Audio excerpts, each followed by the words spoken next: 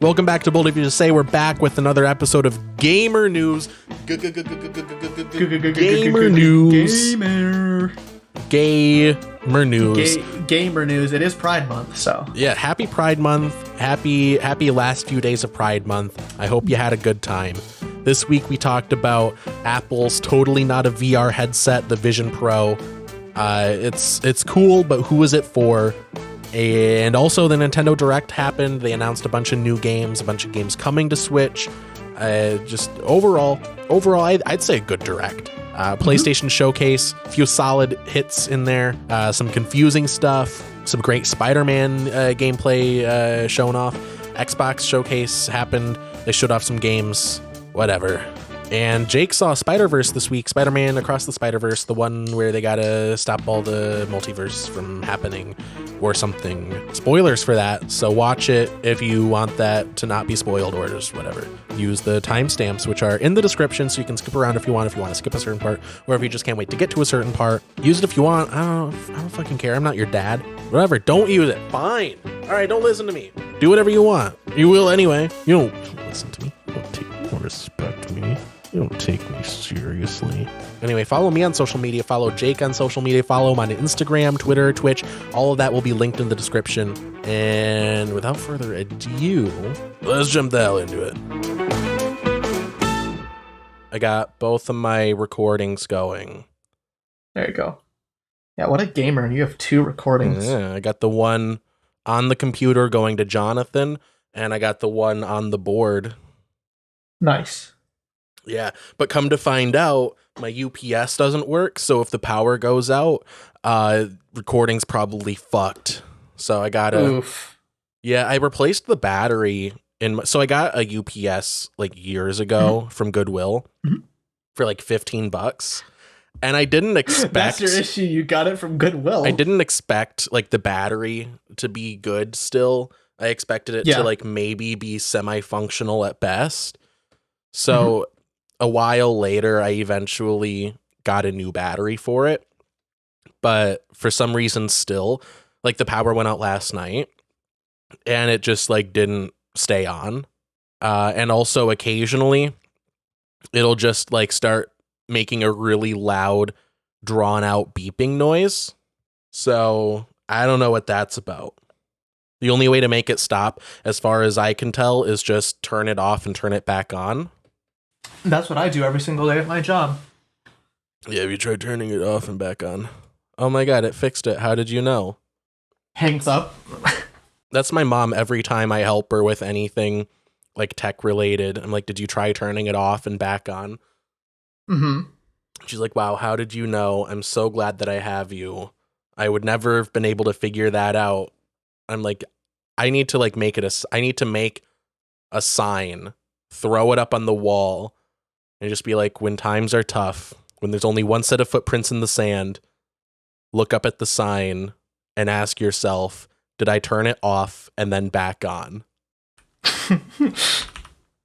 Dude, Haley does that too sometimes. She'll be like, my phone's not working. I'm like, did you try turning it off and back on? Like, no. I'm like, okay, try it and then call me back. And she's like, it's working. Yeah, that's like one of the one of the, you see, whenever someone runs into an issue like that, we don't say, at least in IT, or Mark and I, my boss and I, we don't ask the user, when was have you tried turning it on and back off. We typically say, like, when's the last time you've rebooted it. And then they'll say, oh, I rebooted it like just a couple minutes ago, and then you go into Task Manager. And then you go into their Task Manager and check their uptime, and it says that it's been up for 172 hours. Yeah, and you're like, they probably just turned the monitor off. They will do that. They will do that. Some people are that damn stupid. Jeez. Yeah, I remember Karen, the computers teacher. We'll call her Karen just for the sake of, because that's her name. And yeah, she would be like, turn off the computer when you're done and turn off the monitor. And I'm like, why? I want you to explain to me why exactly you want me to turn the fucking monitor off. Maybe to save power. I mean, I guess, but like, I don't know.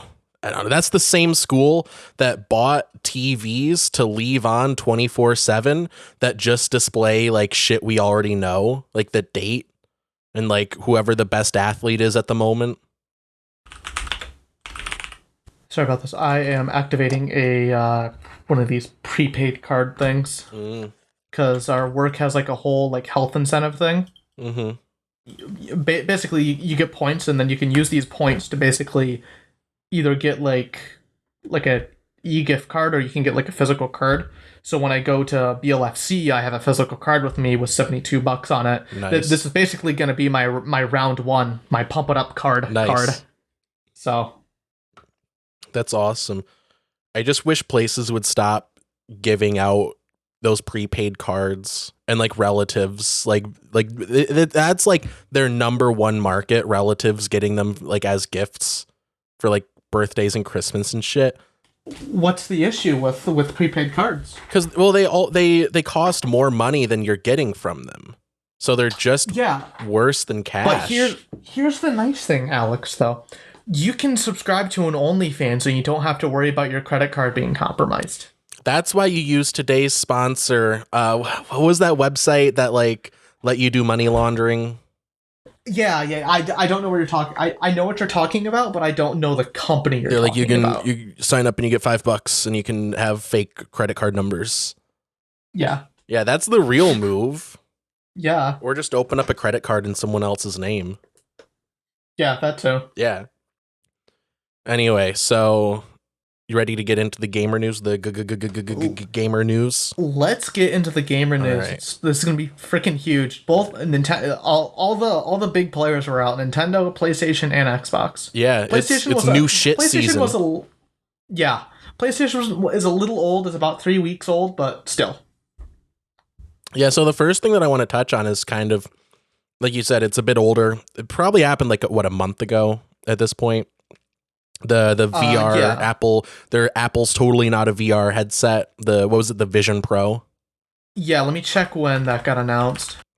Yeah, so I mean, it's not important the exact date, but 3 weeks ago. Yes, so about a month ago. You're right. Yeah, the general reaction seems to be kind of like, yeah, cool, but who's it for? Exactly. It is ludicrously expensive. $3,500. With no games.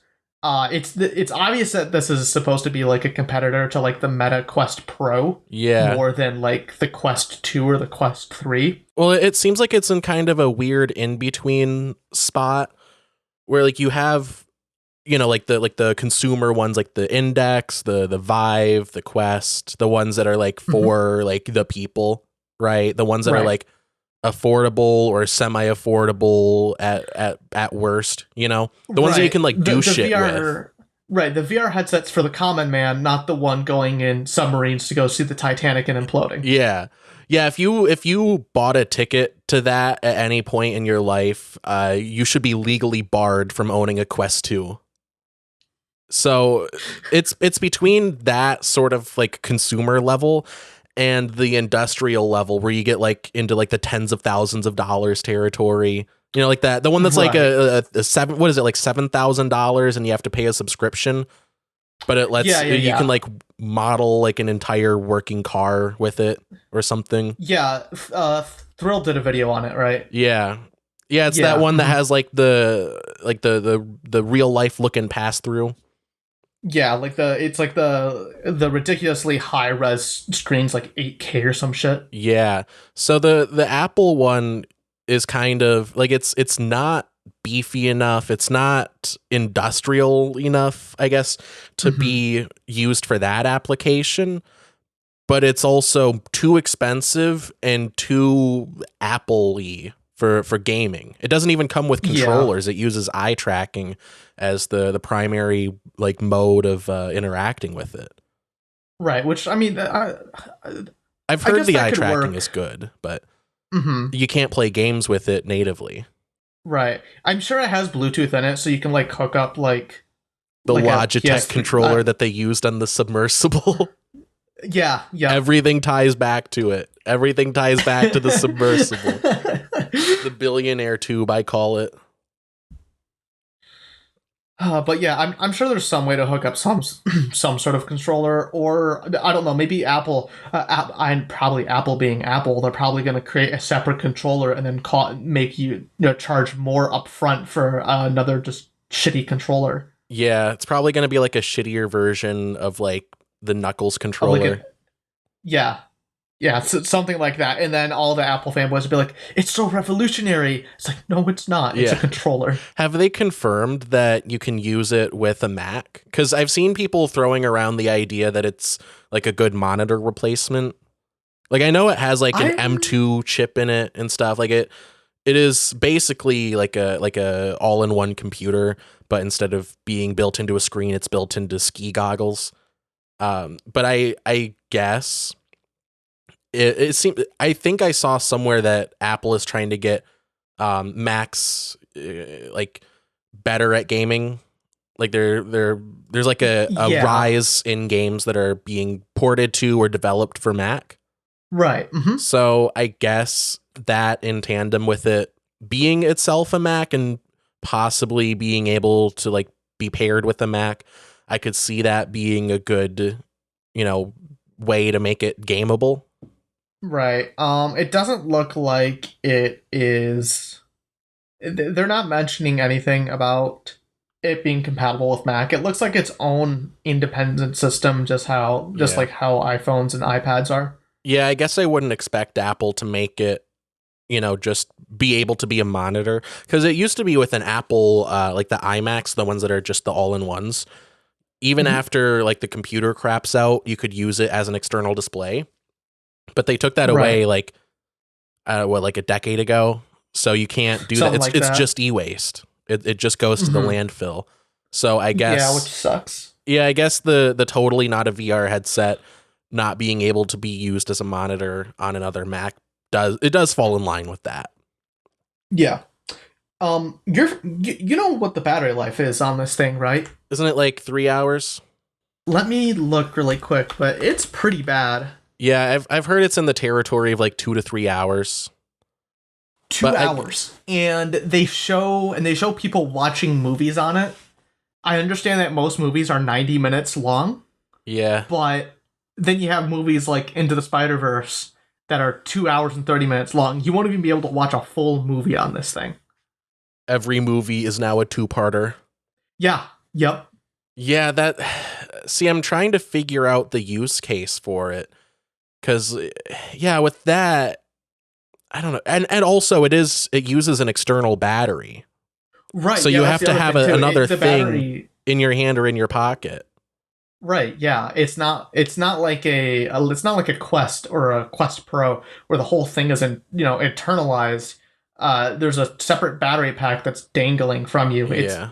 It's basically like a PC headset, except the cable goes to a big flammable object near you. Yeah. Well, it kind of reminds me of that the Vive headset that plugs into your phone. The Vive headset that plugs They into your I think phone. I think it released like around like a year ago. It hasn't really gotten much press since its launch, but it's basically the unit itself is just a display and it plugs into your phone and it's like really lightweight and stuff. And the idea is that it's sort of like a souped up version of Google Cardboard. Oh, the Vive Flow. Yeah. Yeah, yeah, yeah, yeah, yeah. Where it kind of looks just like regular, just like goggles. Yeah, I think it had a similar issue where it has a very limited use case and it's too expensive for what you can do with it. Yeah, But it's $500. yeah, as a unit, if it was cheaper than the Quest 2, then I could definitely see it being a neat novelty item, being something that you Right. buy and use for a little bit, as a sort of fun new gimmick, right? But It it's reminds too much me. of an investment for that. Yeah, it reminds me of the Oculus Go. Remember that? I do. Yeah. That's what this, as well as um oh goodness, the Vision Pro remind me of. It's just the Vive Pro, or the Oculus Go. Yeah. There's like hardly any games, or if the games are there, they're very simple. And it's mainly just used for very simple stuff, or in reality, we all know what it's going to be used for. Porn. Watching porn. Yeah. Okay, I would use it for that. I would. I wouldn't buy one already. It's not the same. It's Like not the Quest same. 2 is higher resolution than the Quest, but it's nowhere compared to this. It's like a 4K screen for each eye, as they say in the commercial. No, I wouldn't buy one for porn, but I would definitely go to the Apple store and like use the demo unit. I'd just be like, hey, what are you watching there? I'm like, nothing. I'm watching nothing. No, I'm not excited to see you. That is just it's the battery for the thing. That's what's that's what that is in my pocket. But no, it looks really comfy. This is a gun. Yeah. The Vision Pro does look very comfortable. Like it looks like it's pretty much a 1-to-1 translation of the shit from Ready Player One. You know, where it's very lightweight. It's all like very compact. It uses pancake lenses, doesn't it? That's how they got it so thin. Yes, it does. Mm-hmm. Yeah, I just wish that it wasn't being made by Apple, because they're just going to lock it down. It's not going to be able to be used outside of their ecosystem if they can help it. Oh, you know what? Okay, I think we're wrong on this with the battery. I think it does have an internal battery. Oh yeah, I was going to mention I saw somewhere that it's hot swappable. Yeah, so the internal battery lasts for 2 hours, and then I think it also comes with like a separate battery pack that you can hook it up to it for 6 hours. To extend it to 6 hours. Okay, well that's a lot better then. I think that's how it works. I'm not sure. Yeah, you can watch like most of the Lord of the Rings trilogy with that. Yeah, I'm getting some misinformation. Me when I purposefully spread misinformation online. I love that meme so much, dude. It's great. What do you think of the weird FaceTime stuff? Are you talking about the FaceTime stuff or the display on the outer headset where you can see the person's eyes through the headset? Well, both. So it has the thing where it has the eye tracking on the inside. Mm-hmm. It's got like the cameras. So it has, I guess, a display on the outside that shows your eyes in a weird sort of uncanny valley kind of way. And then it has like the FaceTime avatar, like Ready Player One shit. Where it recreates your face using like a digital scan, and then it uses your what was it, like mouth and eye tracking to sort of mimic an approximation of what your face is doing. Mm-hmm. Yeah. Just paste it on this 3D model of yourself. Do you see people using that? Because I don't. No, probably not. It just seems. Although people use the stupid Bitmojis thing.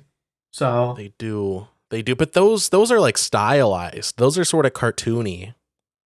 Yeah, I don't know. It feels like you're wearing like you're wearing your face as a mask. I don't know. I'm not into it. Also, I do not see the target audience for this wanting to or knowing how to do that. Or really half the stuff with this headset. They're really trying to market it towards like business people. Like, oh, you can use it for a business call. You can stand in your living room and pretend that you're at the office. You get a big old screen in front of you and you can see the people that you're talking to. But like, is that person buying a VR headset? Especially for $3,500? Right. I don't know. I'm very curious to see how it pans out. I personally don't get who they're going for with this, and I don't know if that target consumer wants something like this. Because like it is like a whole computer, right? You can use it like a desktop PC, but you still have to wear it. Yeah, yep, I believe so. Mm-hmm. Yeah. So I don't know. You want to get to the Nintendo Direct stuff? Sure, yeah, let's get to it. Yeah, a couple things stood out to me. First of all, the new Mario. We got a new Mario that's not in the U series. Thank you. Or not the new series, not the U series. Well, the new or the U series. Both. Yeah, they did New Super Mario, New Super Mario 2, New Super Mario U, New Super Mario U, but it's on the Switch this time. Probably a few others. No more New Soup. It's not new. It's not you. It's Mario. I actually did not write down the title. What is it? It's like Mario Mystic something or other. Super Mario Wonder. Oh, Super Mario Wonder. Yeah, it's got Yes. like a different art style too. That's sort of refreshing. I really like it. It reminds me a lot of almost kind of like watercolorish. Yeah. It takes like the elements of like watercolor as well as like some of the old like 90s designs of Mario, like how he was drawn in the 90s. Yeah. It kind of like combines the two. Yeah, they're doing like a different style with it, which is very refreshing after after like a decade. What was like 15 years of basically the same art style. So, props to them for that. Yeah, I don't know. I don't know if I definitely won't be buying it day one. I might buy it later on if it like gets discounted. I don't know. Maybe I'm just not the target audience. I don't know. I'm kind of, I don't know. Like I don't really get excited for 2D Mario anymore. I don't either, but I think this one is so different that I'm pretty intrigued. I probably will pick it up day one, just because it just so happens to be the same release date as Spider-Man 2.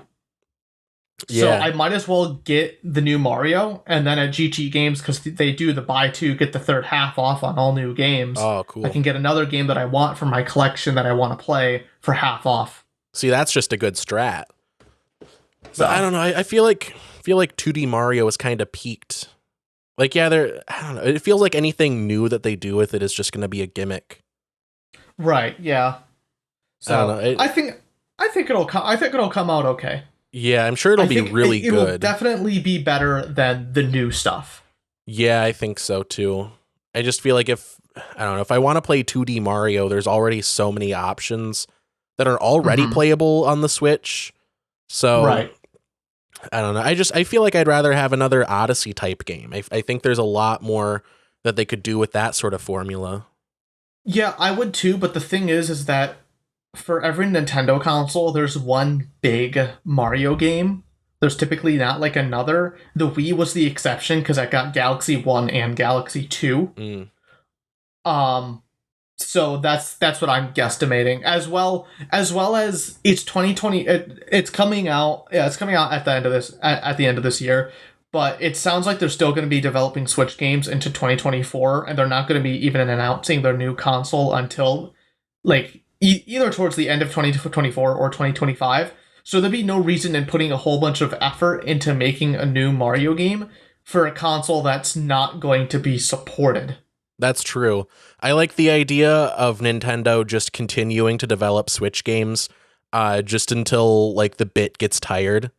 And it's like 2032 and Switch ports have just gotten progressively worse looking until it's like the equivalent of like the Halo demake for the Atari 2600. Yeah. Halo 2600. Yeah. I just like them just riding on the Switch until the day the Earth collapses.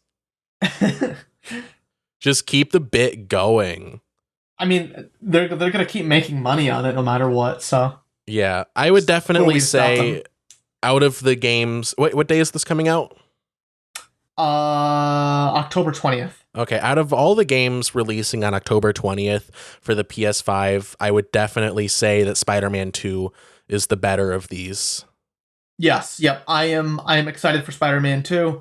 I'm ready for it. My partner is ready for it. We both really love the Spider-Man games. So yeah, can you become Black Suit Mario in the new Mario?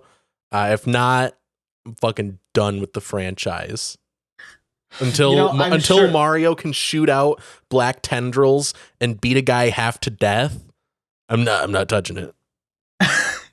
I mean, you get somewhat close in Smash. You get to be able to, you play as Mario, you get to beat people up. So that is true. that's about halfway there. Smash is incredibly violent, if not for the cartoony visuals. Yeah, I know. Imagine if there was blood added to it. Oh my god, can someone Nintendo needs to like open up their ecosystem, their platforms, so people can start modding blood into Smash Ultimate. Well, I mean, there's already mods for Smash Ultimate. It's just somebody needs to add them. Somebody just needs to make a mod for Smash Ultimate that adds blood to it. Yeah. Can we get gamers? Can we get on that? And we need to have like fatalities and shit. Yeah. Although that really wouldn't work for a Smash game. Oh, why not? Why not? You rip off Minecraft Steve's head and then send him over the edge of the stage. Yeah. Yeah. Anyway, Super Mario RPG remake.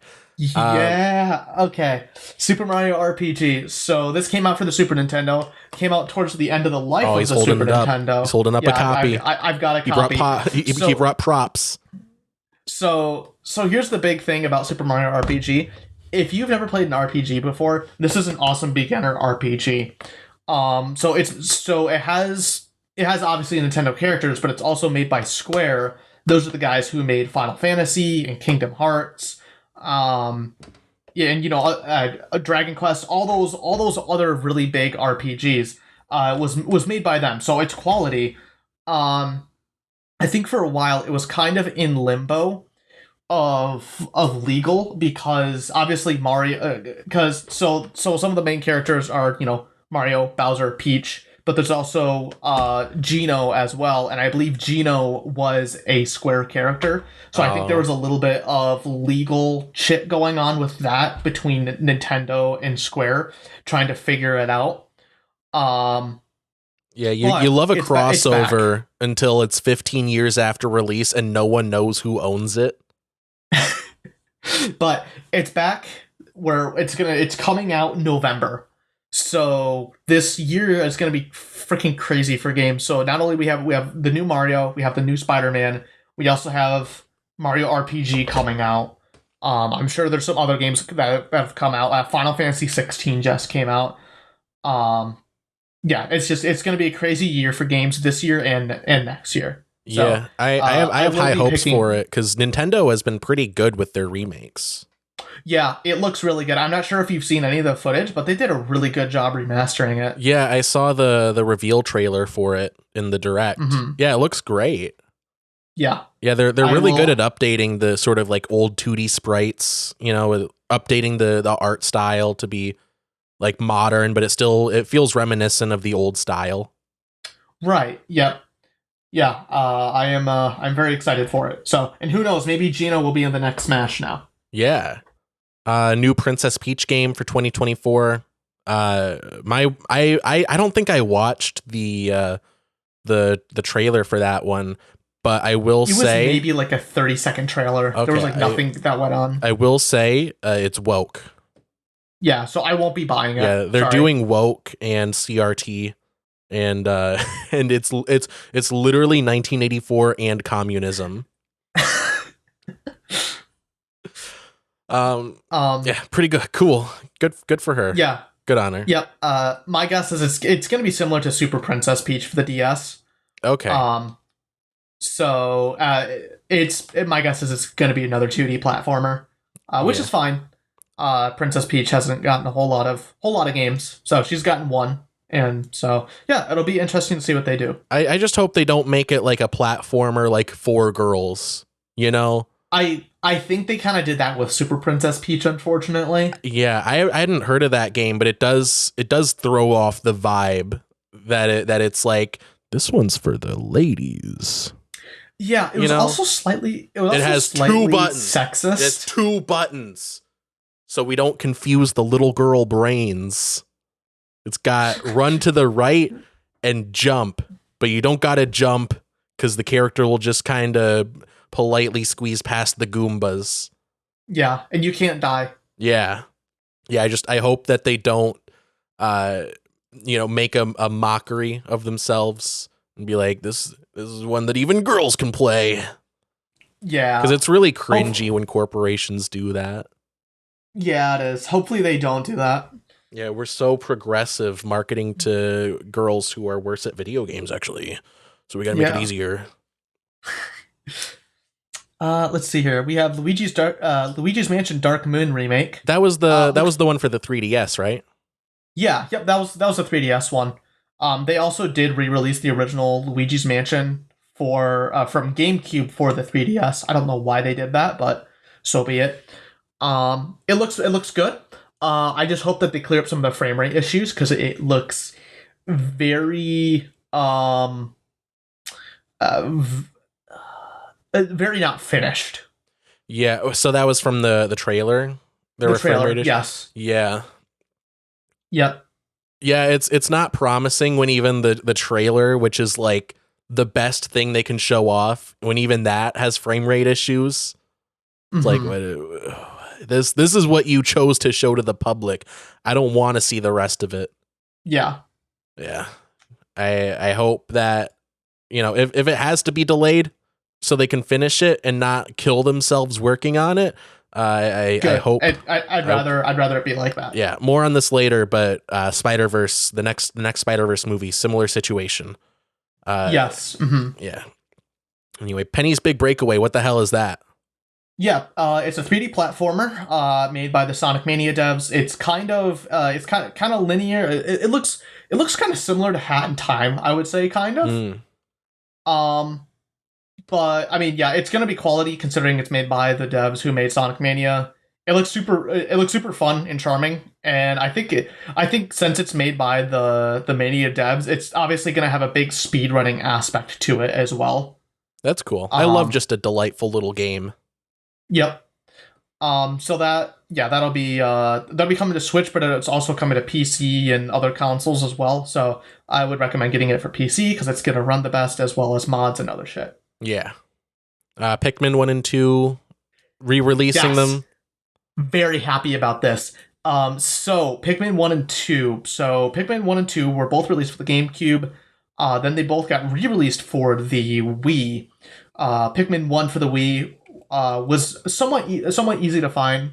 Pikmin 2 for the Wii, however, it got released when the Wii U launched. So nobody gave a shit about it. Yeah, because this was because that's when the Wii U came out, so it didn't sell a whole lot.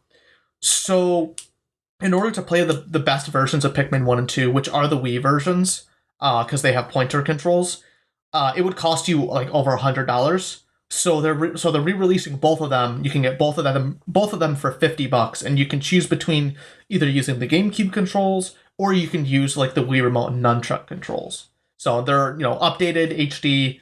They're going to load faster and look better. So awesome. Very happy about that. So as soon as I heard that happen, I immediately sold my copy of Pikmin 1 for my Wii. Awesome. Yeah, they have been, like I said earlier, Nintendo has been great with re-releases, and even like the ones from the Wii era, like Skyward Sword, they kept the motion controls in it, but they also adapted it to like a standard controller. And I think they did it pretty well with that. They did it as well as you could, make Skyward Sword's controls fit to a controller. Basically, instead of waving the Joy-Con around, you can just, use the right analog stick, and it like controls where Link waves the sword. And it plays fine enough. It's the best that they could do with that game. Right. And I appreciate that they took the time to put in like the Wii controls and the GameCube controls with this one. You know what they do need to re-release though? This game, Eternal Darkness. It's an M-rated game licensed by Nintendo, made by Nintendo.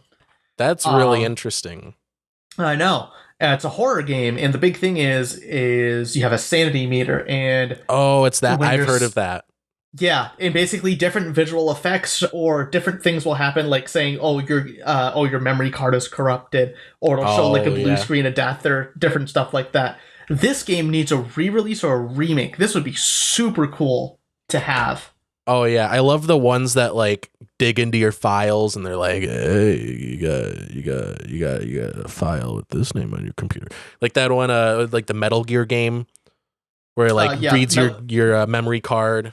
It's like, you played this game, didn't you? It's like I did. Yeah, that was Psycho Mantis, and that fight was pretty cool. So he said that he can read your mind. Basically, he reads the inputs from the controller 1 port. So the way to beat him is you actually have to take your controller and move it to the player 2 port to beat him. That's awesome. Yeah, I love when they like break the boundaries of the game. And it like does that kind of stuff, and like with the sanity meter, like that kind of stuff. That's just really cool. Like with the Doki Doki Literature Club, where you had to like go into the game files and you had to like delete a certain file to make it like continue going. Yeah, One Shot. That's a game that you should play. One Shot does that as well, where it'll alter some system files, or it'll change like the background of your desktop to help you like solve different puzzles and stuff. That's really cool. So yeah, we need more of that. Highly recommend One Shot. It's on Switch. You can play it on there, but I recommend playing on PC for the best experience. Yeah, I mean that's my take on every multi-platform game that's released on Switch. It's like, yeah, you can buy it. You can buy it there. You can, but please don't. Well, the reason why I say do it on PC is because it edits files and such. So that's the thing with One Shot on Switch is you can play it on there, but it basically loads into its own like custom like fan made desktop environment. So you can still experience all of the all of the unique things with like the file structures and editing stuff and stuff like that. But it definitely doesn't affect you the best. Rather than the PC version. Yeah, it seems like it would be a lot less immersive. It's like playing Super Hot on a console, where like the whole motif there is you're looking at a computer screen. Right. Yeah. But anyway, Pikmin 1 and 2. Good. Awesome. Yep. Good on them. Sonic Superstars. So is Sonic Superstars one that they just announced? Like, was that just announced with the Direct? Because I remember seeing another Sonic game along the same lines announced not too long ago. So they announced it, I think, a couple days or a week before the Direct happened, and then they talked about it more in the Direct. But yeah, so I think I might be thinking of the one that's like a compilation of the old games. Yes, you're thinking of Sonic Origins Collection, which I have a bone to pick with that. Basically, they're releasing a physical version, Origins Plus, and so the big thing about that is everything's on the cartridge. Not everything is on the cartridge. So with Sonic Origins Plus, when you pop the game in, it's just Sonic Origins, and then in order to get the Plus content, there's a DLC code that you enter in. Yeah, I don't like that. I don't like that. Just give us the full game on a cartridge. It's a bunch of Sega Genesis ROMs. It doesn't take up that much space. Yeah, what is it, like a megabyte collectively? I remember seeing they delisted old Sonic games that were part of this collection. Yes. Yep. Like it used to be. Yeah, it used to be you could buy them for like Sonic CD. Yeah, you could buy them for like a few bucks each before, but now that they're in this expensive new collection, you can't buy them anymore. Yeah, that's a really shitty thing to do. So here's the solution. Oh, that's right. That's the other thing. They also changed the music for 3 because Sonic 3 had that whole licensing dispute, or the whole dispute with Michael Jackson working on some of the music. Yeah, I heard of that. Here's the alternative for you. Get this instead. Get Sonic Mania Collection. Sonic Mega Collection for your GameCube. On Xbox and PS2, it's Sonic Mega Collection Plus. It's dirt cheap. It's like $20. Way better. Yeah, or just pirate it. That too. It's a GameCube game. Just look up Sonic Mega Collection ROM. I mean, that's me playing my character, guy who loves piracy. I personally think that you should be jailed and hanged for piracy if you ever do it. Yeah, and honestly, I think the worst website to go to is vimslayer.net. I super untrustworthy. Super untrustworthy. I don't go there all the time. Just because I don't feel like backing up my own games or anything like that. I back up my own games because I'm a normal civil human being. The really horrible thing also is that you can't really get in trouble for downloading game ROMs like you do with downloading movies. I think it's absolutely horrible that there are next to no repercussions for it. It really just it incentivizes people to do it, and I think it's horrible. Yeah, I think people should be executed. You should be put down like a dog. Yeah. So anyway, Sonic Superstars. You wrote down it's the new Mario game of Sonic. Yeah. It's the quote unquote new Mario game of Sonic. So how you had the new Super Mario Brothers Wii and 2 and U Deluxe and go fuck yourself. And Yeah, this one's got coins, but a lot of them. yeah, this one's got coins, but the coins are hollowed out. Yeah. This one has coins, but if you collect a bunch of coins, it gives you more coins, and you can use the coins to buy more coins. And when you get all the coins, it shows a lot of coins on the title screen. That's just Super Mario Brothers 2. Yeah. That's like the whole selling point. That was their entire marketing campaign for that game. We got coins in this one. This one has coins in it. Yeah. Ooh, can you get 1 million coins? Ooh, what happens when you get 1 million coins? It changes the title screen. Nothing, it turns out. Yeah. It changes the title screen and that's it. It shifts around a few pixels. Yep. But yeah, so Sonic Superstars looks good. They're asking $60 for this. Seems a little much in my opinion, but because Mania was $20. Yeah. But then again, they're asking $60 for Mario as well. So I don't know. Yeah, I think it's definitely a case of the game just being more marketable, so that's why they're charging more for it. Yeah. Like I don't think this game and like a AAA, 3D platformer are really, similar development cost wise. I think it's more so a case of they're charging what they can charge for it rather than, just trying to make back what they put into it. Mm-hmm. But oh well. So, I hope it's good. So yeah, so this is one of the other things. Guess what day Superstars releases? October 20th. Very close, October 17th. Wow. Yeah, that's a big weekend. So that might be my half off game then. Is Sonic Superstars. Yeah. No, that's a good trio. I'll probably get it for PS5 probably. Cuz I'm not going to get it for Switch cuz it's probably going to run at 30 FPS. The only reason why I got Sonic Mania for Switch is because it's a fully 2D game. So, I'll probably get it for PS5. I've kind of noticed that PlayStation has been like my big Sonic platform for this generation. Because for the 360, the 360 was the 360 PS3 generation. I definitely went with the 360 for all of the Sonic games. But it seems like this generation, I picked up Sonic Colors Ultimate as well as Sonic Frontiers for PS5. So yeah. So what else is it? Is Sonic Superstars releasing on PC then? Yes. Yeah. It's releasing on PC, PS5, PS4, Xbox Series X and S, Xbox One. And Switch. Okay. So it's releasing on everything. Yeah, I might pick it up if it goes on sale on Steam then. Because then that would probably be a good Steam Deck game. That would be a good out and about, portable kind of game.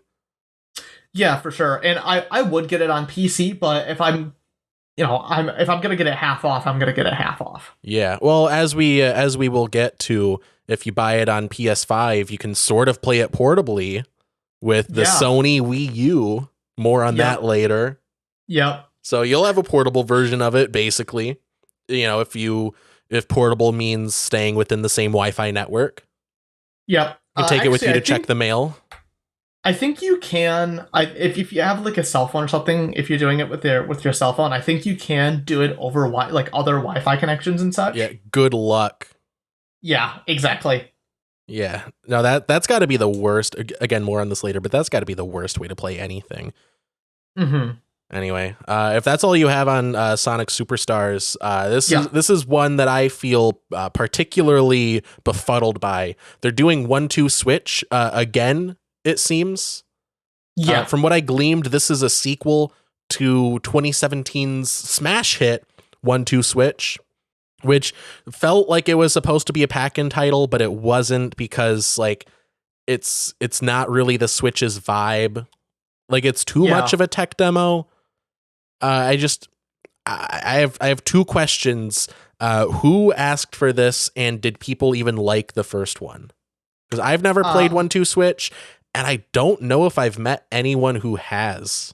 My guess is that people got bored with it. My guess is that Nintendo got bored and they were like, fuck it. We got some old assets laying around. Let's make this and shit it out. Who cares? One of the things that I will note is everybody 1-2 Switch is $30 compared to 1-2 Switch is $50. Okay, that's a lot easier to swallow. So it's much cheaper. In addition, there's two different modes. So just kind of like how Just Dance, you know how Just Dance you can download an app on your phone? Yeah. So they're also doing that as well with everybody 1-2 Switch. So you can either have 8 people with Joy-Cons, or you can have 100 people. That's a bit much. Who is gonna get 100 people to play? You know what? Everybody 1-2 Switch. Actually, no. It is an upper. I'm not gonna question that because it will happen by some YouTuber. And I want to see it happen. Everybody 1-2 Switch. Oh my god. Well, if it's everybody, why not open up 100 people to play everybody 1-2 Switch? But that's not everybody. If it was everybody, it would be. Can we get 8 billion player multiplayer? No, it would be 7.888 billion. Okay, well, can we round that up to 8 billion just to future-proof it? Yeah, good idea. I want my kids to be able to play this as well. But yeah, I feel even more strongly about this. Who is this for? As much as I felt like that with the Apple Vision Pro, at least I would want that. If it was offered to me, I would not turn it down. I would not. I don't know if I would make room on my shelf for this game.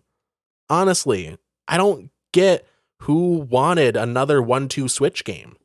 The only way that this game will ever go on my shelf is if someone gives it to me. Maybe if video games started doing the comic book thing and offering variant covers, and they made a Ratatouille variant, that's the only way I could imagine this going on your shelf. Yeah, have a collaboration with Disney for the cover and nothing else. Yeah. I mean, that's what they do with comics all the time. You can get all kinds of variant covers. You can get Spider-Man issue number 6, but he's fighting the Predator. Does he fight the Predator in the issue? No. He fights Dream? He fights him on the cover and nowhere else. The last thing we have for the Nintendo Direct news is the Batman Arkham games are coming to Switch. That's cool. That's definitely a good thing. It is that awesome. Switch is going to fucking explode. Yeah, it's awesome, but I don't know. I definitely can see them getting Asylum and City to run, because there was Wii U got a port of Arkham City and Arkham Origins, and it ran fine on that. I mean, it probably. I don't think it was basically just the same.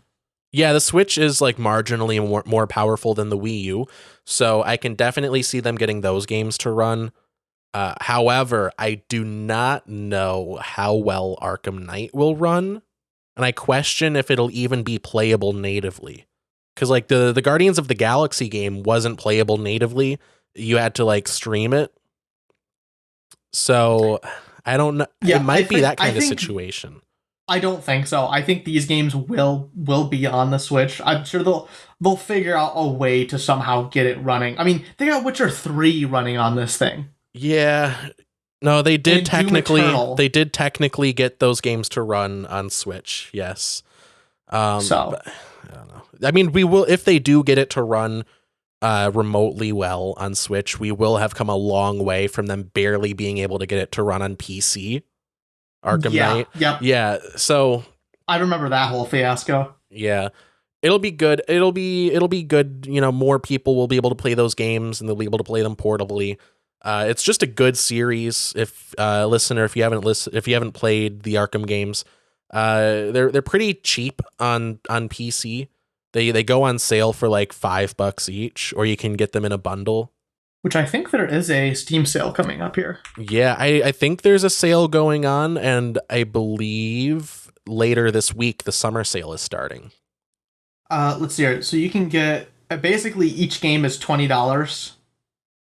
So if you want all 3 games, it's going to cost you $60. But wait for the sale. Yeah, you'll probably be able to get all of them for probably $20. Yeah, they usually go on sale for way lower.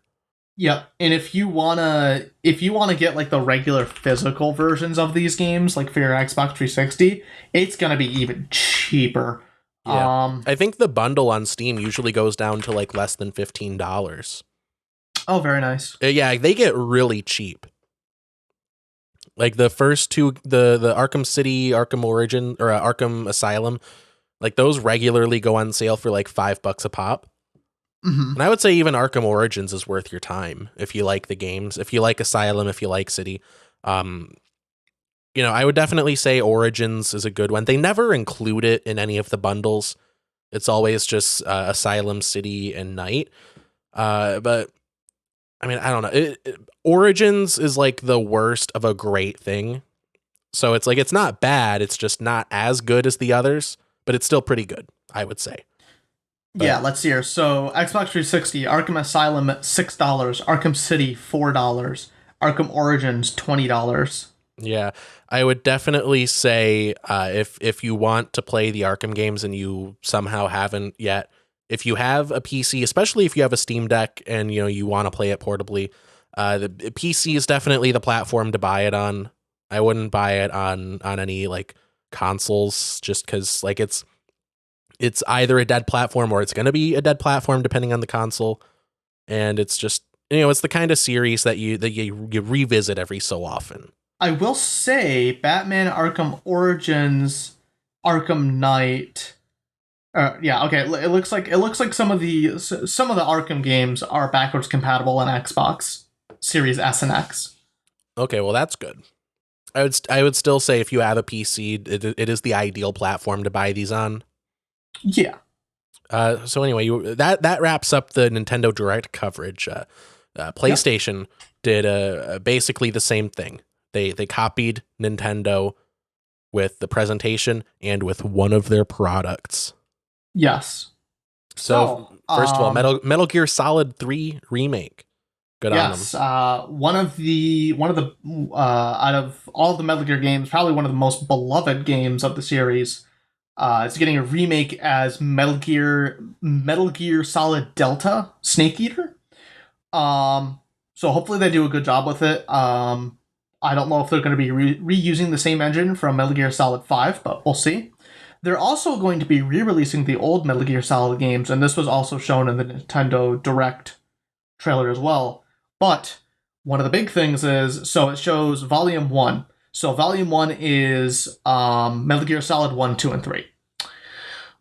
So that means that there may be a Volume 2 coming out. And if there's a Volume 2 coming out, that means that we can finally get Metal Gear Solid 4 on other platforms besides PS3. It has been stuck on PS3 since 2007.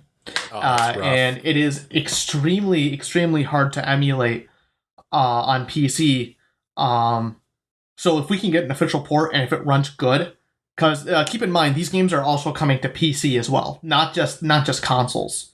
Yeah, that'll be great for preservation. So that'll be really, really good. And I don't know how they're going to be able to do that because all these games were made by Hideo Kojima, and there was a big falling out with Konami and Hideo Kojima. So I don't know how they're going to do that. I'm not sure if they're working with Hideo Kojima again, which would be surprising, honestly. Yeah, they're probably getting a different creative team on it then. Possibly. And I mean, it's not like they don't have to do much with it. They basically just have to make sure that it works on all platforms smooth enough. But in the game, it'll show, there's like some references to Kojima, or it'll mention Kojima's name. So yeah, it'll be interesting to see if they change a whole lot there. Yeah. Now this is, I think, skimming the list again. Okay, other than the Spider-Man 2 stuff, Project Q is the one thing that I have any interest in here. Mostly just because, like, what the fuck are they doing here? What is this? What is it? Sony, what are you doing? So this is, people have affectionately called it the Sony Wii U, because that's basically what it is. What it looks like, if you want to Google it, listener, is it's a like a little I think it's like a 7-inch screen, basically like a tablet with a Sony PlayStation 5 controller split in half and stuck on either side. Like it looks like a bad fake leak. That's what it really looks like. So it's what they're calling it, a portable gaming device. And they're really stretching the words portable and gaming there, because it's basically a screen that can stream the display from your PlayStation 5. It's not, it's not like another PlayStation Vita. It's not another PlayStation Portable. It's just a streaming device. And my other complaint, no 3D. No 3D. I think that speaks for itself. I'll leave it there. Yeah, just make another one of these, you cowards. Yeah, make another Vita. Yes, make another Vita. Like the Vita only was reason why really good for its time. Yeah, I mean the only reason why it failed is because Sony just did a shit job at marketing it. Yeah. Didn't help that Nintendo was kicking their ass too. But I mean, there's a lot of good games for the Vita. Borderlands 2 was on the Vita. Yeah. I don't know how they pulled that off. Let's see here. I'm looking at my collection here. Gravity Rush, Killzone Mercenaries, Little Big Planet, PS Vita edition, Uncharted. There was an Uncharted game just for the PS Vita. Persona 4 Golden. I'm trying to think of other games because I can't really think of any. That's how kind of forgettable the library is, because a lot of it is just Japanese RPGs. Well, I feel like portable gaming as an industry is in a weird spot, because historically there hasn't been much outside of Nintendo. And initially, like, the way that Nintendo got by was being the cheapest handheld. Like with the Game Boy, they made it cheaper and they had an incredible library. Mm-hmm. And then they kept it going with that, with a similar strategy, and expanding the library and all that, and also doing like weird little gimmicks that the competition just didn't really want to match, nor could they. I think only Nintendo could release the DS. Yeah.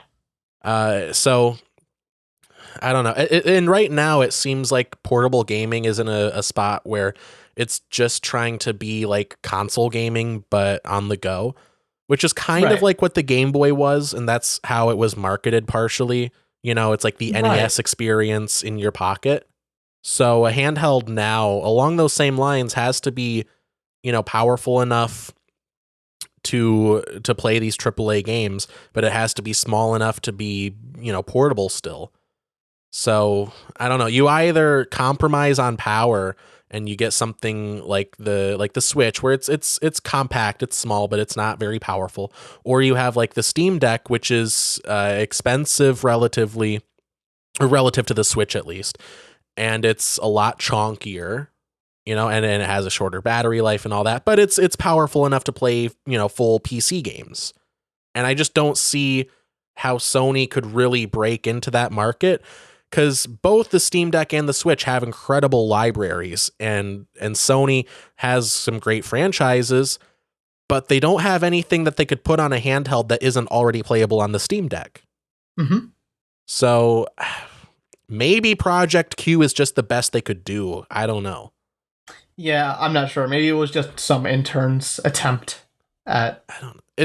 I don't remember the exact cost, but I remember it being more than I would spend, at least, on just a streaming device. Let's see here. I'm looking to see if there's a price range. Yeah, they just announced it. Like, they announced that it's going to release at some point. So I don't think people have really gotten their hands on it, have they? No. People are thinking that it's going to cost between $200 and $300. Who the hell would buy it for that much? At that point, just buy a Switch Lite or a Switch. Yeah, that's kind of weird.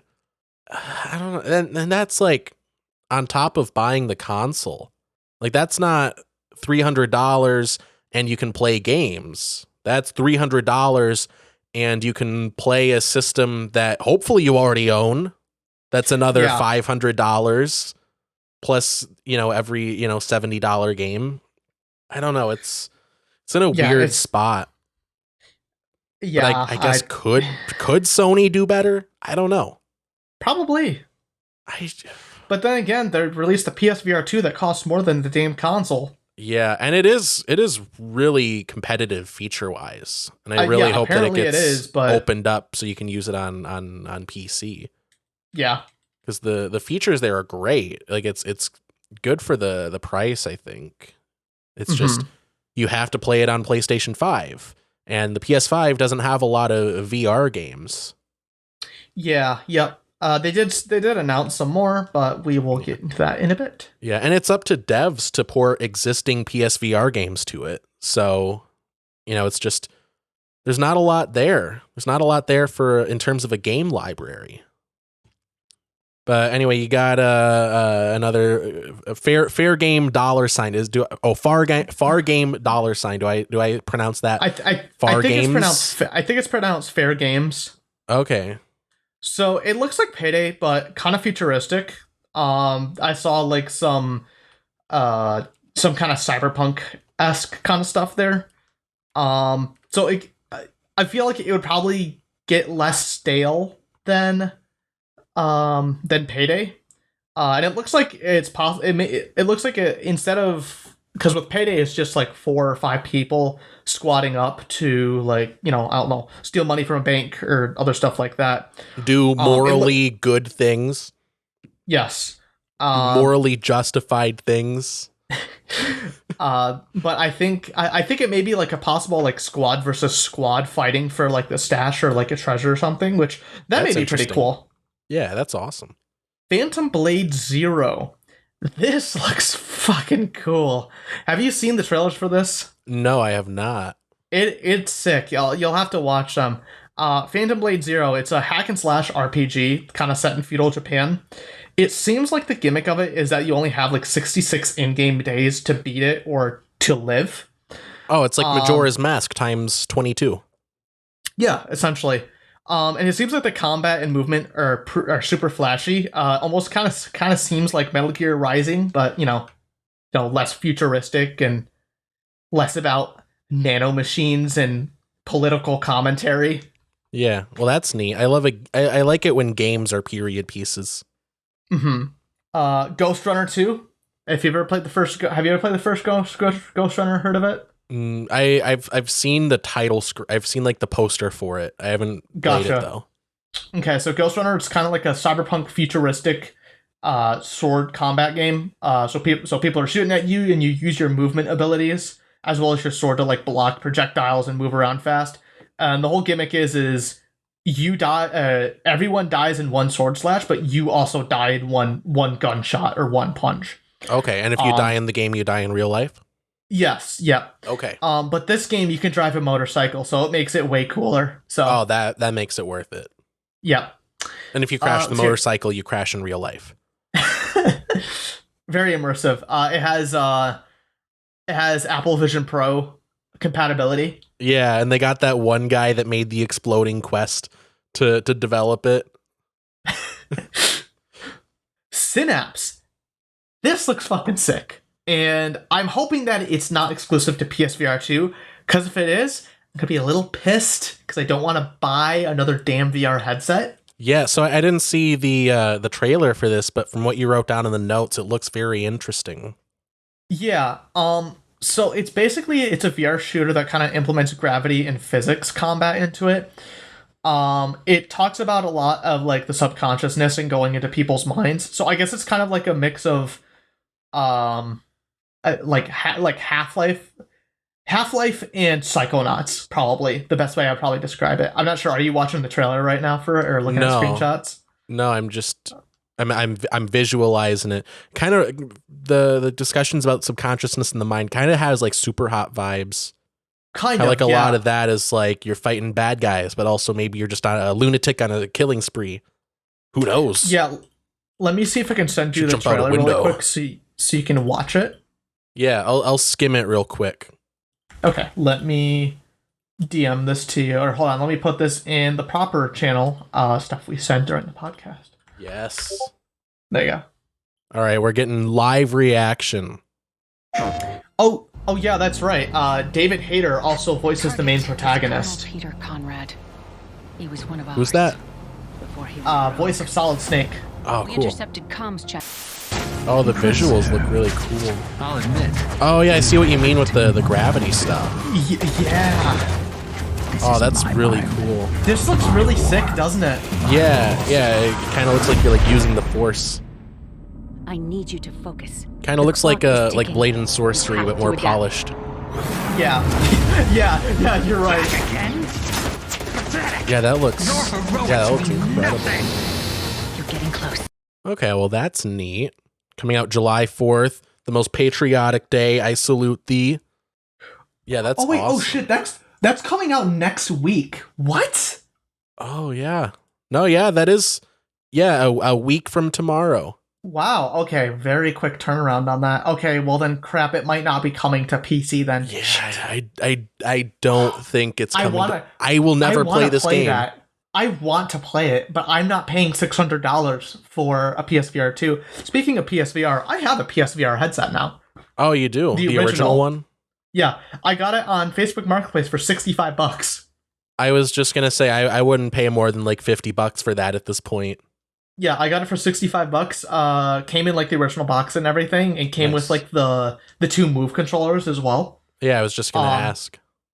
Mainly because I want to play some of the exclusive games. Astrobot Rescue Mission, Blood and Truth, Farpoint, Iron Man VR. Oh yeah, that came to Quest. I know, but I hate Facebook. So yeah, no, that's true. Yeah, no, I haven't finished that game. I haven't touched it in a long time. Vader Immortal as well. Oh, did Vader Immortal come to PlayStation? Yes, so that's also another big thing that I like about PSVR. Physical VR games. Cool. Super cool. I think that's just super cool that there's physical VR games. That is really awesome. So yeah, I think it's the one platform that would have that. That would have what now? I'm sorry? That would have physical games. Because like Quest obviously doesn't. PC got rid of physical games a long time ago. Right. Mm-hmm. No, that's awesome. Anyway, Synapse looks incredible. So next up we got what I was most excited for to check out, the Spider-Man 2 gameplay. They released like a 15-minute clip at some point in the game. I don't think it was 15 minutes. I think it was like probably 5 minutes, but still. No, it was longer. It was like, I think it was like maybe like 12-ish minutes, but it was pretty lengthy. So it takes place some point, probably early in the game, but it's kind of unclear. But yeah, it shows off a lot of really cool stuff. Like since it's on the PS5 and they don't have to worry about a PS4 port, they let you do really, really fast traversal because it's like streaming from the SSD. So they added like wind tunnels to the city, as well as expanding the map. So it's not just Manhattan. I think they added what was it, like Queens and Brooklyn? Yeah, Queens. Yeah. Yep. Yeah. So there's a glide suit as well, a paraglider suit, which looks awesome. Yeah. With the wind tunnels, you can use like the web wings to like stream through those really quickly, and it looks awesome. And they added like the symbiote suit. I guess from what I've heard, the symbiote sort of gameplay will translate to like the parts of the story where Peter doesn't have the symbiote. He's just gonna have like iron spider legs. And it's going to, I guess, mimic what the symbiote tendrils do. Hopefully less brutally. Otherwise, he's just going to be stabbing people with robot legs. Right. But, more power to him if he wants to do that, I guess. But yeah, you can switch between Peter and Miles in this one, which is pretty cool. It's the first time you'll be able to do that, other than like the very, very select few story portions of the first game. But that's a totally different thing. Yeah, you get to play as 2 whole Spider-Man in this. It's awesome. Just looks great. I'm excited for the story. I'm excited for the gameplay. I just hope that it comes to PC I don't know, within like a year, because I've been holding out this far. I do not want to buy a PlayStation 5 just for this one game. I'm surprised you haven't bought a PS5 yet. Look, if I had a bit more in my slush fund, maybe I would, but I really only want it for Spider-Man 2 and possibly the Wolverine game that may or may not be coming out in the next decade. Right. Like, I don't know. I don't know if I could justify, $575 just to play the one game. I like they've gotten the turnaround pretty quick with the PC ports. Like the first one took a while, obviously, because it was just a long time between the first game's development and then the remaster, and then the remaster coming to PC. But then with Miles Morales, the turnaround was I think it was around a year, give or take. Mm-hmm. So I really hope that this one comes to PC soon. Otherwise, I might be spending upwards of $600 for a single game. I shouldn't, but I might. But hey, you're gonna have a PS5, and all of your PS4 games are gonna run better on PS5. Yeah, that's true, but I don't have that many PS4 games, and I don't play the ones that I have that often. Definitely not enough to justify the cost. Gotcha. You mentioned the collector's edition in your notes. Yes, I haven't followed anything with the collector's edition or anything along those lines. So they announced a collector's edition. Awesome, cool. I was like, you know what? Maybe I might get that because both Cam and I were big Spider-Man fans. It doesn't come with a physical version of the game, but it comes with a steelbook. Okay, that's kind of weird. What? I kind of so understand it's a steelbook with a digital code in it? Yes. I hope it still has the disc slot. I hope it still has the thing where a disc would be. It probably will, honestly. Okay, you know what? How about that's where I put my Barbie Blu-ray when that gets released on physical. No, that's weird. That's a weird thing to do. Yeah, I think the reason why they're doing it is because of the PS5 digital edition. I guess. I don't know. I feel like the person that's buying the collector's edition for a game either has the disc drive or they don't care and they'd be willing to spend extra on a digital copy. Right. So that's a weird thing. So let me see here. What does the collector's edition include? Okay. So it includes the game, steelbook case, 19-inch collector statue, Peter. It basically has a see here if I can get a good image for you. Here, I'll just copy it and send it over to you. It's basically a statue of Peter and Miles fighting Venom. Okay. Well, that's cool, at least. Let's see here. You get some pre-order unlockable bonus stuff, and yeah, that's it. So basically, you're paying an extra... Let me figure this out here. You're paying an extra $160 for a 19-inch statue and a steelbook that has no game in it. That's weird.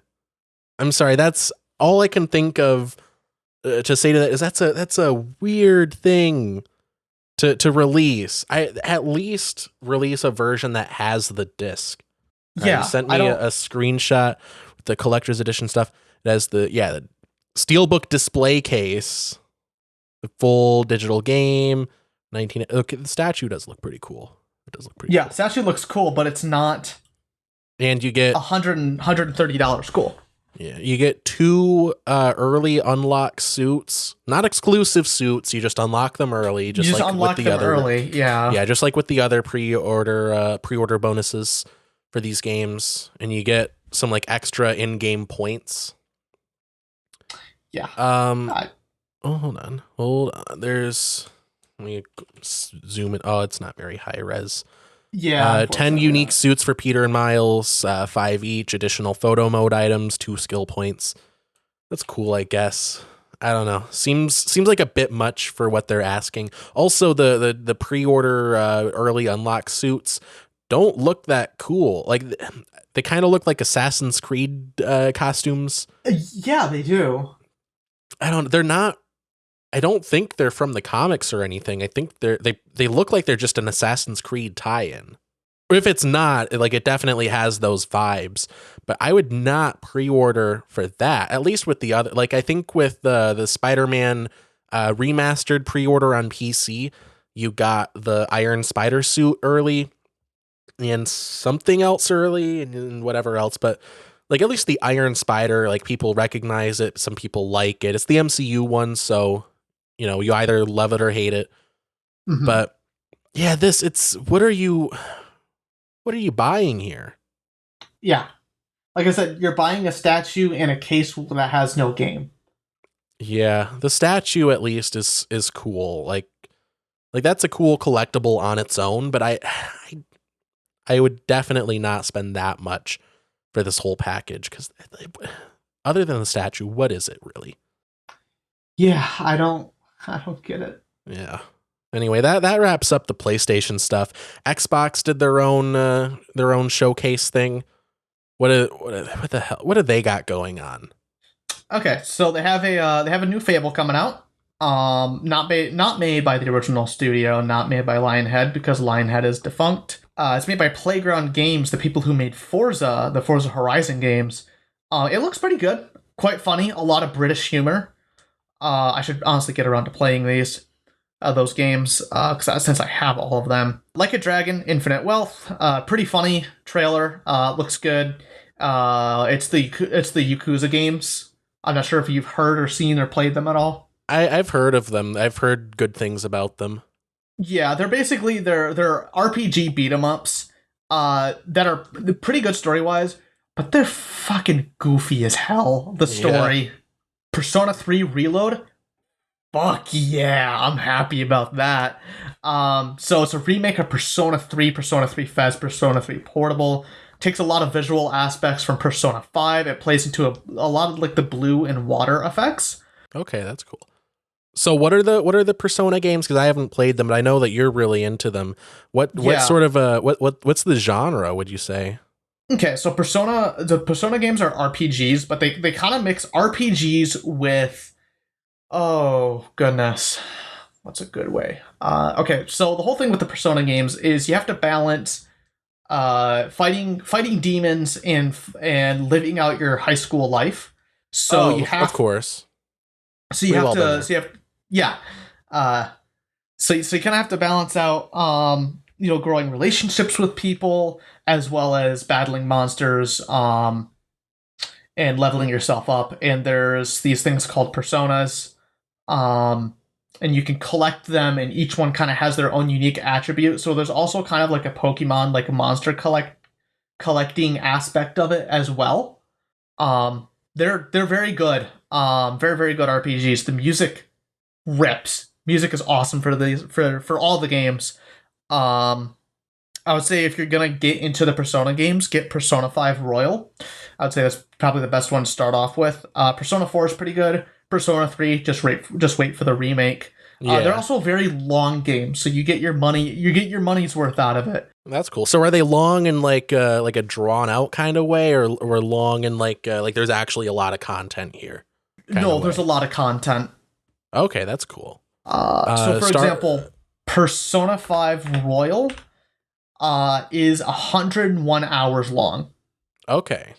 So, and you can get it on Steam. Oops, if I can look it up here. You can get it on Steam for $60. All right.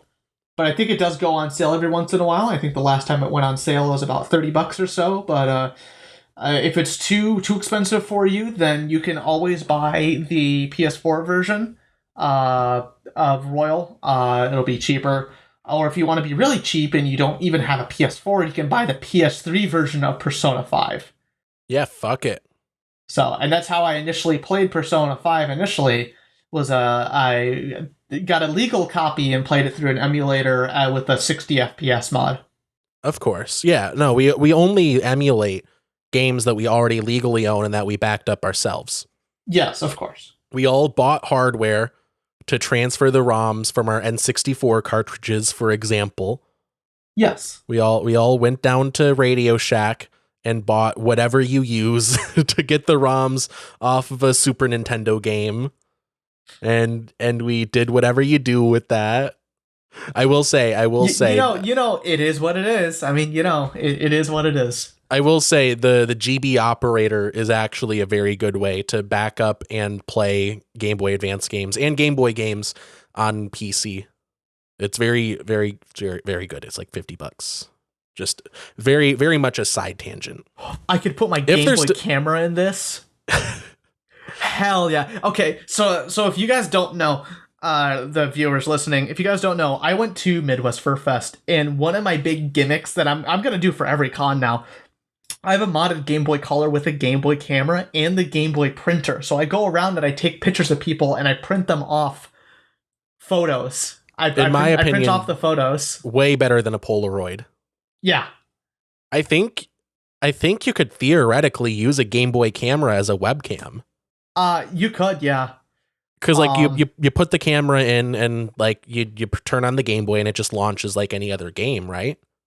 Yeah. Yep. So I think because like with the GB operator, you can just play the cartridge. Like you don't have to back up the ROM first. You can just launch it. So I think you could use the Game Boy camera with that and use it as a webcam. We are living in the future. Yes. So anyway, and the best part about the if I get the GB the GB operator, and if I put in that Game Boy camera, I'm gonna have high resolution outputs of my Game Boy photos. Yeah, no, you'll have the highest resolution you could possibly capture from that, 28p camera. Yep. Anyway, second to last thing with the Xbox showcase. Last, software topic here. Star Wars Outlaws. I saw like an article on this. All that I have really heard about it is that it's a single player open world Star Wars game and you will not be able to buy it on Steam. Ooh. That's all that I really know about it. I'm sure it'll be fine. Like Jedi Survivor, Jedi Fallen Order. Those are great games. If it's going to be along similar lines, like I know this person isn't a Jedi, they're like a scoundrel on the ground or whatever. If it's a similar quality, it'll be great, but I probably won't buy it personally because I don't have an Xbox, I don't have a PlayStation 5 for now. And the only way to buy it on PC is on the Ubisoft store. So it basically doesn't have a PC release. Essentially, yes. Yeah, essentially there's no PC release here. It's not even going to be on Epic. It's just going to be on Ubisoft store. So it's got to be either that the publisher is out of touch or they I don't know. Maybe they just don't want the PC port to do well. I don't know. In the words of Scott the Woz, I don't give a shit. Yeah. Yeah, I will not play it unless I happen to own a PS5 and I can get it heavily discounted, or it releases on Steam. Other than that, I probably won't touch it because why would you release it on the Ubisoft store? Come on. Come on. What are we doing here? Anyway, that's all that I have. That's all the commentary I really have for the new Star Wars game. What's going on with the new Xbox? Yeah, the new old Xbox here. Yeah, so you're familiar with the Xbox Series S, right? Yeah, it's basically the Series X, but not as powerful, and I think it doesn't have a disk drive, does it? Correct. Yeah, it's completely digital. So they're releasing a 1 terabyte version, and the console is black instead of white. So and they're releasing it looks for, like the Series X. Yeah, so you don't look poor. Exactly, and they're releasing it for $350. At that point, you might as well just buy a digital PS5. Yeah, I don't know. Yeah, that's kind of weird. So the only way that this makes sense and the way that I understand it would be if all your friends are on Xbox and you don't want to buy a PS5, so you would just get a black Series S. Like if you don't want to get a Series X, but you just want some more storage for your Series S because you're going to be playing like all the new Call of Duties and they take up like all your storage space. Because after formatting, the Series S, you only have like 300 gigs of space. Yeah. More like Series S. So how much does the Series S cost normally? 300. 300. So 50 Okay. bucks more, and you get double the storage. And it's That's a black. cool. That's cool, I guess. But I mean, is a 1 terabyte either SSD or hard drive really that expensive anymore?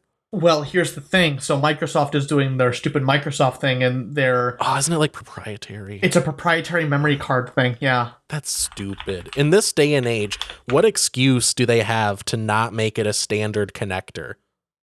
Yeah. So a 1 terabyte expansion card is $150. Okay, yeah, that's way overinflated. That is ridiculous. If you want a 512 gig, I'm trying to find it here. Oh, they sell it at Costco, apparently. No, they don't. What do they sell at Costco? Let's see here. I'm trying to find, because there's a 512 gigabyte version, apparently.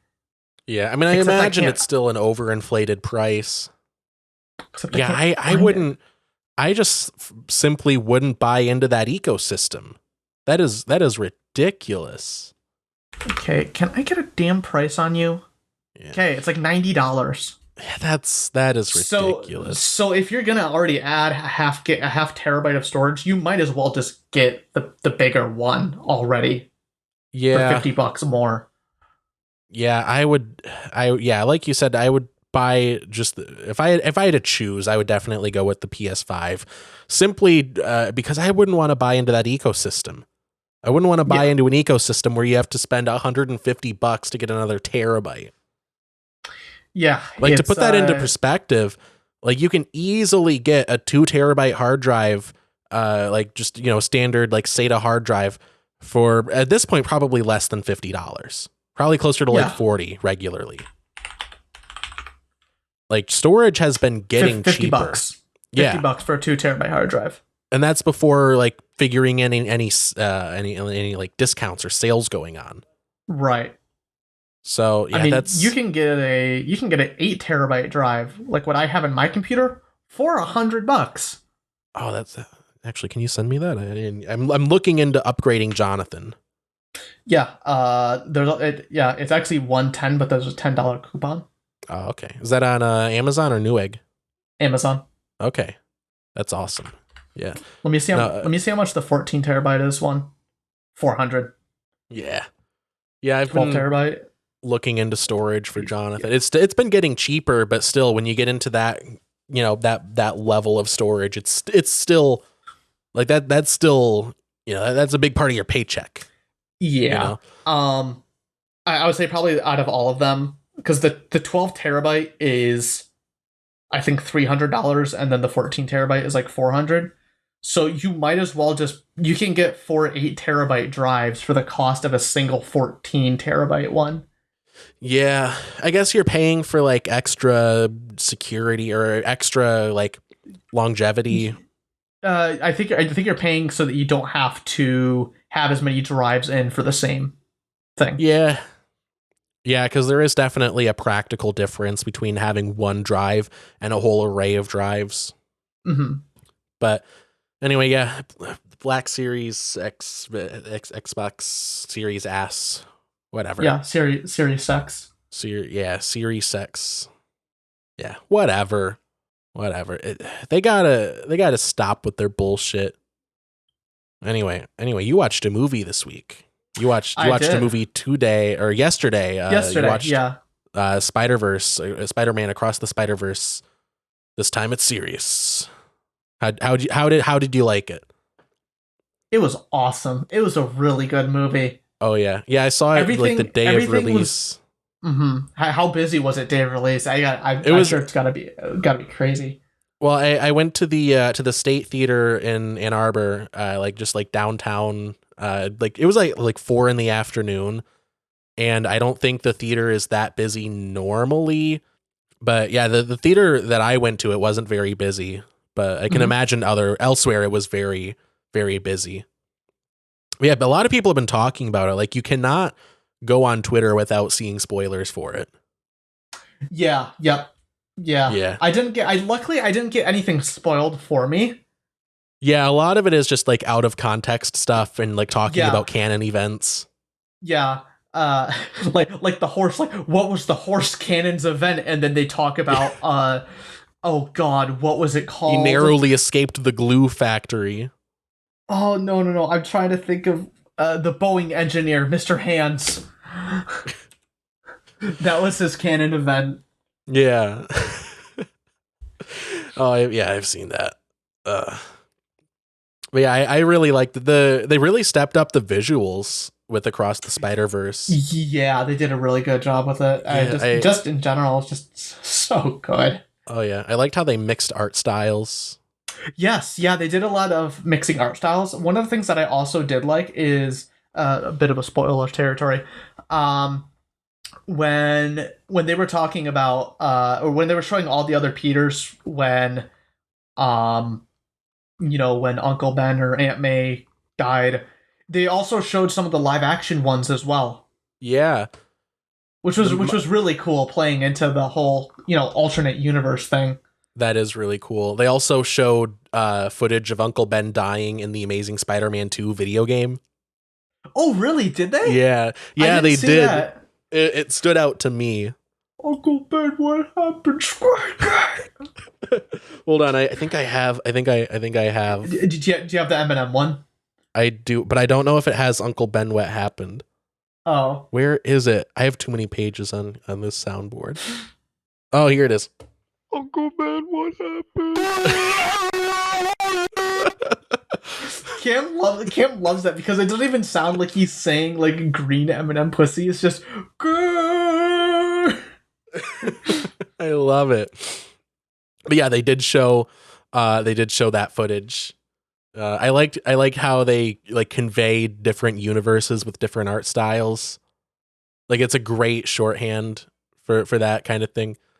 I think I sent you a TikTok about this earlier, but someone pointed out that Hobie Spider-Punk was animated not on ones, not on twos like Miles was in the first movie, but on threes because you don't conform to nothing. I think they should animate a Spider-Man in 20/4. It's just one frame every second. That's what happens. That would be if they ported Spider-Man remastered to Switch. No, I really like that. I like the creativity of like the vulture design, like early on, the Da Vinci looking thing. Mm-hmm. That looks really good. Yeah. So did you go in I think I might have reminded you, but did you go in knowing that it was a two-parter? Yes, you did. Yeah, I knew it was, but I forgot by the time I saw it. So I was like, "Oh my god, where's it going? Where's it going? Where's it going?" And it's done. It's over. Yeah. Yeah, especially if you go in not realizing that it's a two-parter, it really does just end incredibly abruptly. Yeah, yep. And I was watching Charlie's review on it, Penguin Zero, watching his review on it, and that was like the only how did it score on the moist meter? 9 out of 10. I would say that's fair. I would definitely say that's fair. So I have a theory. So I'm sure you noticed this. So I noticed everything.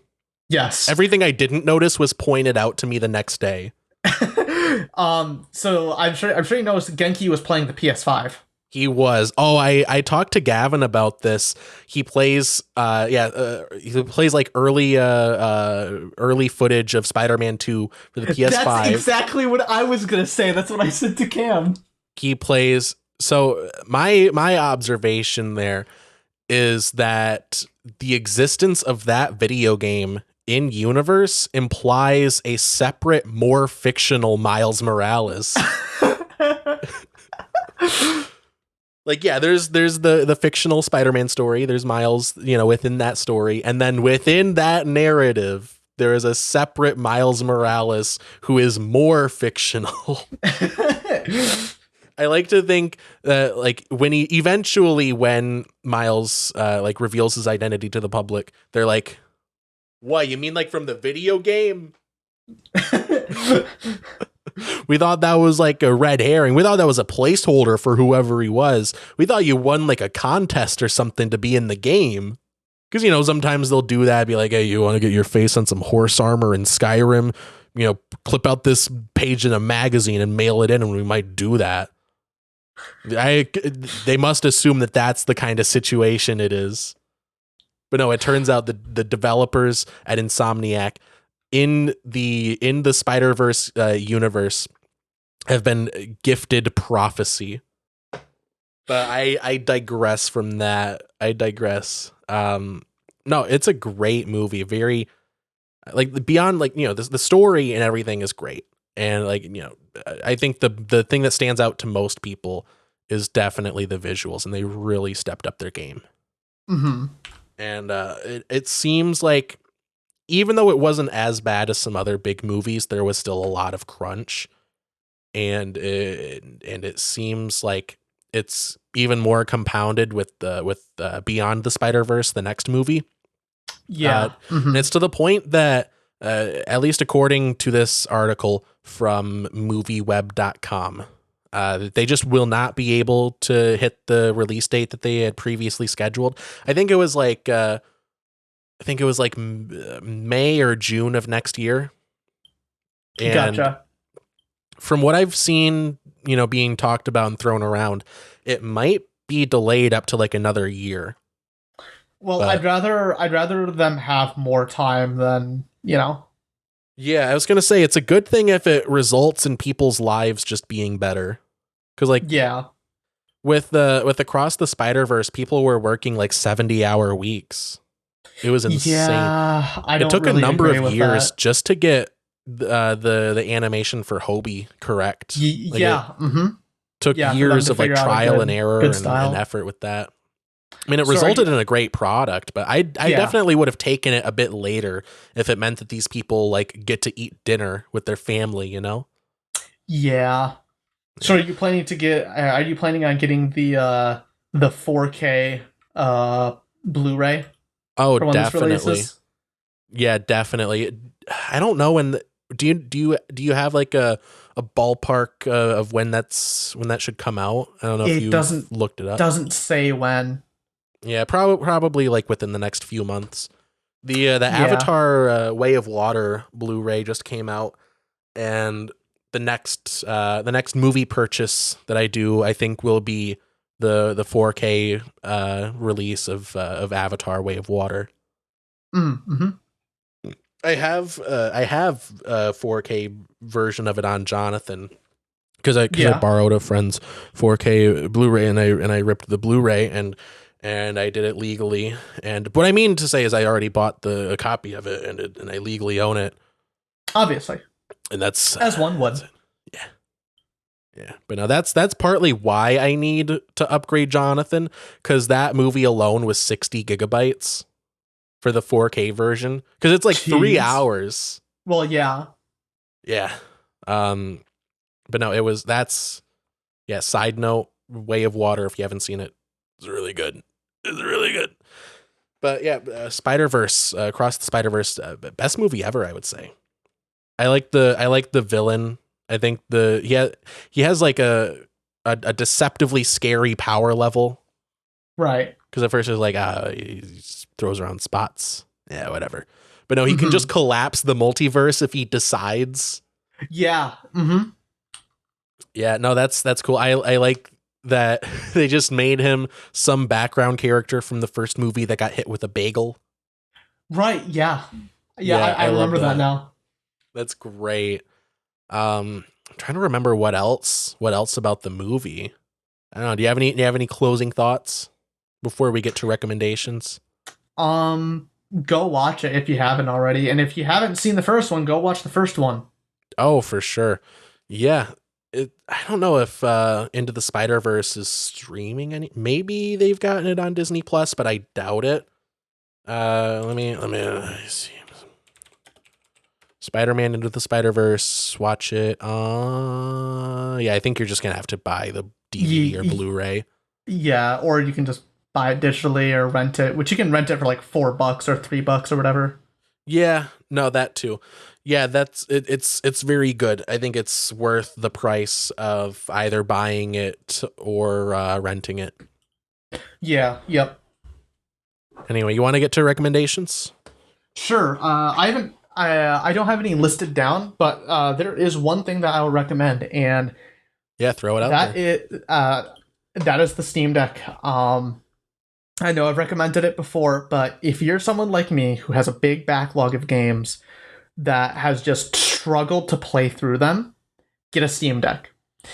It is a absolutely it is a emulation beast. This past year, so I have about probably 150 no, probably about 160, 180 games that I need to get through. I've gotten through 21 games already this year just from using my Steam Deck. That's awesome.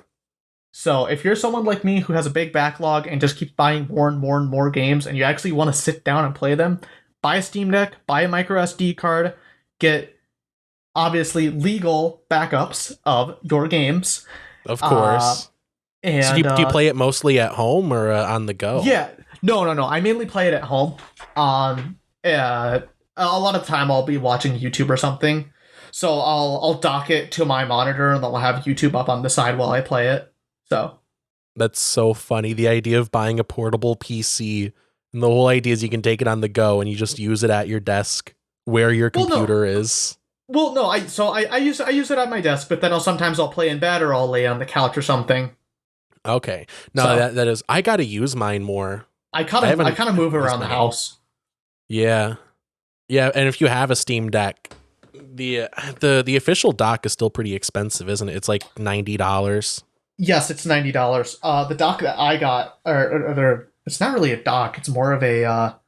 It's a glorified USB-C hub. Yes, it is a USB-C hub. It is the. It's literally the official dock is a USB-C hub also. right. But the one that I got was from oh god, what the hell is it called? What was it? JSOX? JSO? No. JSOX?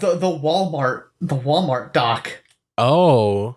Yeah, I picked it up for like $15 and it works perfectly fine. Yeah, I mean, you can, it's not like the Switch where it's locked down. You can use any USB-C hub. Right, exactly. Yeah, so, yeah, Steam Deck. Go buy it. Get a Steam Deck if you're struggling getting through your game collection. Yeah. Very much worth it. It's more expensive than a Switch, but it's way more powerful to compensate. And also you can play your entire Steam library if you have a lot of games on Steam. And you can play Switch games on it. Yeah, if you legally back up your own copies that you own with hardware that you own and something don't do piracy, or else I will report you to the authorities and they'll kill you. Anyway, I have a couple game recommendations. Tears of the Kingdom, I've talked about this. It's very good. If you liked Breath of the Wild, you'll love this. It's the same general formula, but with a lot of improvements and additions. And they've expanded the map. So there's like the overworld, then there's the Sky Islands and the depths. It's great. It's really cool stuff. Also, look at what people have been building. There's a lot of YouTube videos with great build ideas. Also, yeah, crucifying Koroks and making a Building big death penises. machine, building a big death laser.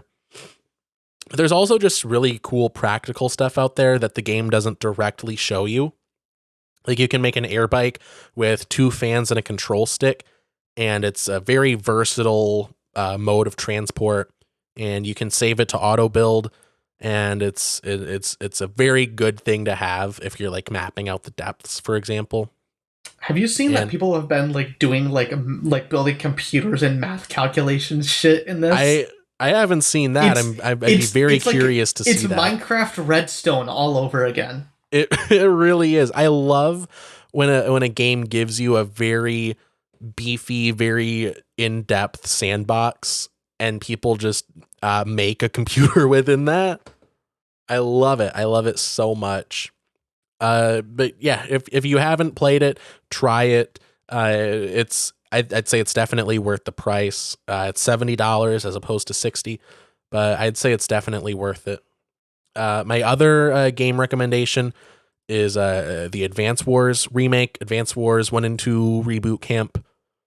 It finally released earlier this year, and it's good. It's exactly what I would have wanted. Just basically a 1-to-1 remake of the original game, but with updated graphics and some subtle quality of life improvements, like the controls. They've kind of streamlined a little bit, very subtly in the gameplay, and it's like I've said, Nintendo's been really good with their remakes, and this is a great example of that.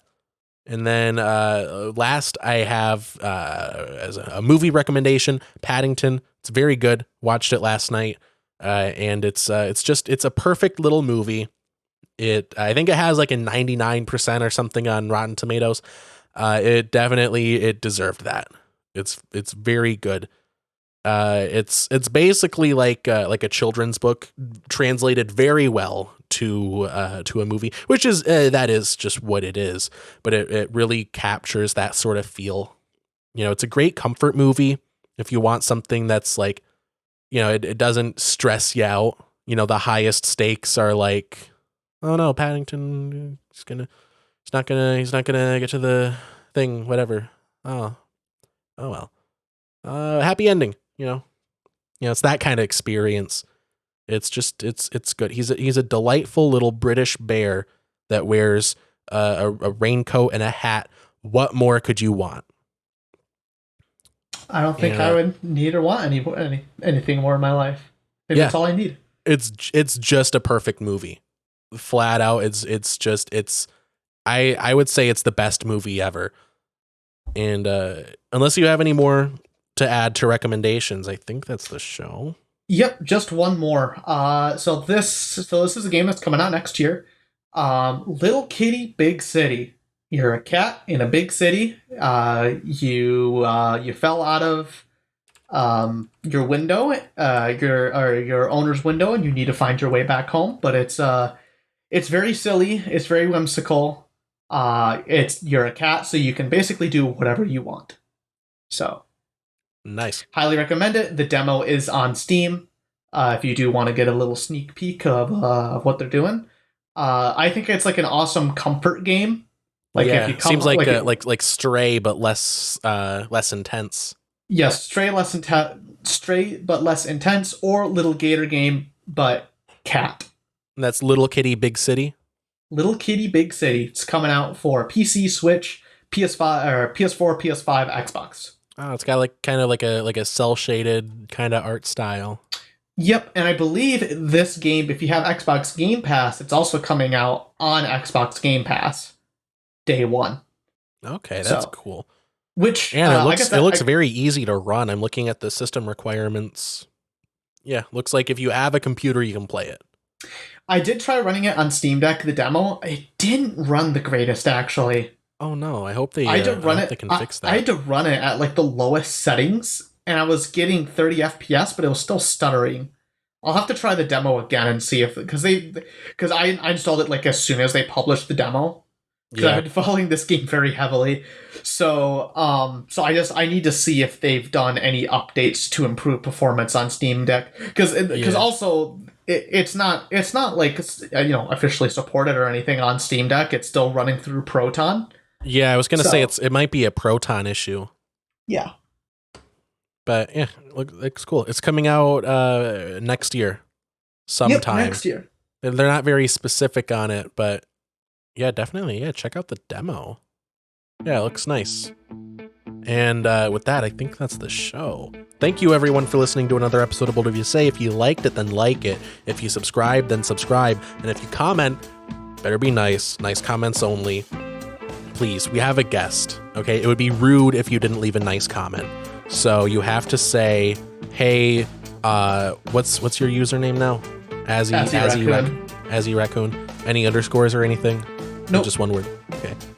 You got to leave a comment that says, "Hey, Azzy Raccoon, nice haircut," or something along those lines. And if you don't, I will find you and I will stare at you intensely in a way that conveys that you have forgotten your manners. Okay. Now that you mentioned it, I should get a haircut. Yeah. I don't know. I need to also, but it's a whole thing. It's a whole thing. Anyway, follow me on social media. Follow Jake on social media. Follow him on where can they follow you? Instagram? Follow me. Instagram, Twitter, and Twitch. I think my Twitter is different, but let me check. I think my Instagram is different. Let me check. Links and descriptions and all that. Okay. For Instagram, it's Azzy Raccoon with 3 O's. Okay. Yeah, don't fuck that up. Because they probably banned the word coon for certain reasons. Yeah, I had a friend in a similar situation. His I think it was on Rec Room. He tried to put. That's me. I got banned on Rec Room. Oh yeah, because I was like, bro, that's a racial slur. Yeah, and I didn't know. Legitimately, I didn't know. I thought. Oh no. Yeah, because I have another raccoon friend, and I wasn't sure if it was you or him that happened to. But yeah, you gotta Google that shit before you put it in there. You gotta Google every word before you put it into your username, because it might be a racial slur. Anyway, have a good 9 a.m. through 9 p.m. our official business hours, and let's get the hell out of here.